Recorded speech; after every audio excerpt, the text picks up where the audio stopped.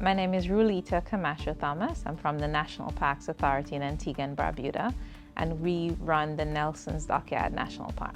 So our biopalma project started when we did our first MET tool, and one of the biggest gaps was that we didn't have a boat. So the National Parks Authority manages the largest self-financed national park in Antigua and Barbuda. We're about 50% terrestrial and 50% marine. And for the marine environment, we did not have a boat, and that was the biggest gap.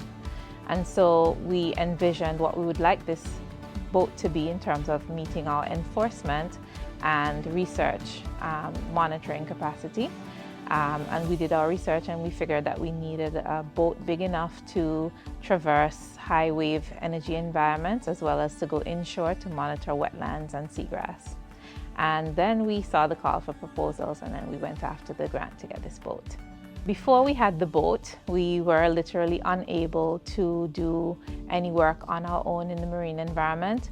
We were very dependent on funding to get boat access, and we didn't really have a good relationship with people in the marine community.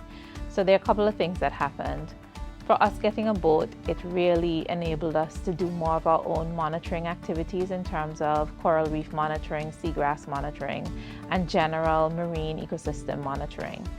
Additionally, us being underwater really raised the profile of the work that the National Parks Authority was involved in the marine environment.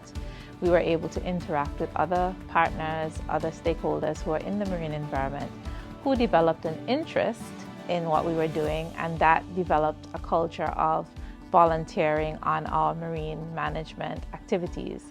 So through the project, we not only enhanced our own capacity, but we were able to build capacity through partnerships. Additionally, because we're the largest managed protected area, there are other organizations around us that didn't have the capacity. So through the boat, what we have done is we've developed MOUs with organizations that are managing adjacent areas. So for example, we have management associations with persons who are managed in ecosystems to the east and west of the park, and we actively engage in monitoring those sites. So there are partnerships that have developed both with local communities and with park management authorities outside our direct management area. We actually purchased a 32-foot vessel that is used for research. The vessel is called Acropora. The reason we chose the name is because of the Acropora palmata coral, which is very critical in our coastline protection, and it's our signature project that we use in our coral nursery. It has one of the fastest growth rates.